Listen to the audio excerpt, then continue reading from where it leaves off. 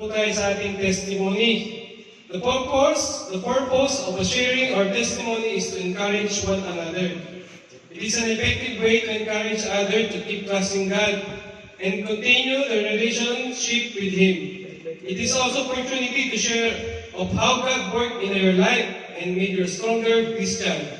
Maybe your story is the key that unlocks someone else who is in bondage. The Word of God says in the book of Psalms 22, chapter 22, verse 22, and I will praise you to all my brothers. I will stand up before the congregation and testify of the wonderful things that you've done. So, sino po yung gustong mag-testimony sa umagang ito?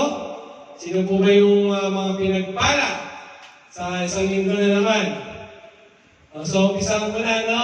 So, salamat rin po sa Panginoon, no? Dahil po tayo ay even katapusan na, wala karamihan sa atin siguro ay may mga sumelo na at wala pang swelo, pero patuloy na pinagpapala at pinagtutubay ng Panginoon, no? Sa araw-araw po nating buhay. Although matagal man, kailangan nating magtiis, kailangan nating maghigpit para tayo ay meron tayong makain, no? So, sino po? Si Brad Marlon. Ito na yung pagkakataon ni Brad Marlon kasi almost 3 weeks na yata siya dito, no? Simulan na kami, dahil nga may pasok siya, medyo hectic talaga yung schedule.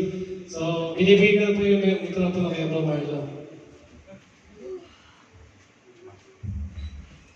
Praise the Lord.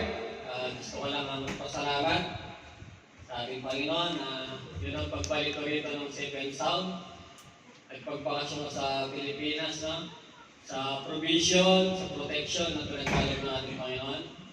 Salamat. At naging kahit bakasyon ko makaguluhan naman po dahil every Sunday pa rin po ma-attend ako ng service. At Sabado po ay may Bible study. Diba, napaka-sarap po na magkasunod ng 2 araw.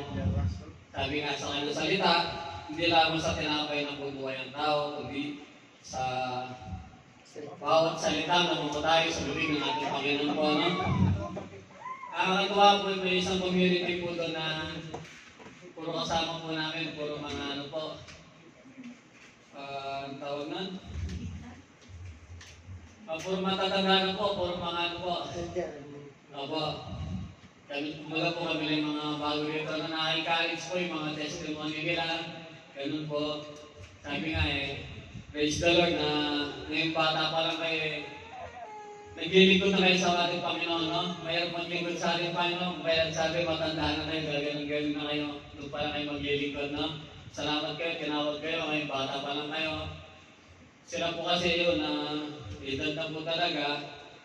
Tapos, nakakatuwa po kasi doon kahit Catholic po sila, umaattend po sila doon sa Bible study po na sinasalinan po namin, no? Yun po, and I pray po na ganyan din po buksan ng ating Panginoon, ang kanilang puso. Unti-unti naman po yung iba, umaattend na rin po sa church, no? Glory to God po. And then, isa pa po, Sir Brian po, salamat sa Panginoon, no? Yung anak ko po, nagpasundo na po kanina, sinundo na po kanina sa Manila na po, nasa side na ng magulang ko. Glory to God po na pinag-pray ko na yun po na sa side na namin talaga siya. Nasundo na po siya kanina, kaya masaya po ako na dito na po sa family ko, doon na po siya mag-aaral po. At panatag na po ang loob ko kasi nung nasa balis po talaga, kahit na nasa side ng maayos naman po siya, hindi po ako ganun kapanatag. Kasi iba pa rin po yung nasa side ng family mo, lagi mo siyang kausap, doon po kasi walang wifi po, data lang, medyo malabo ang signal, and glory to God po, ngayon po palawasan po sila ng Manila. Kaya sa Diyos po ang paborit. Amen. Amen. Baka may sabihin ka, Brad Jeff. So, nagtapos na po tayo sa ating closing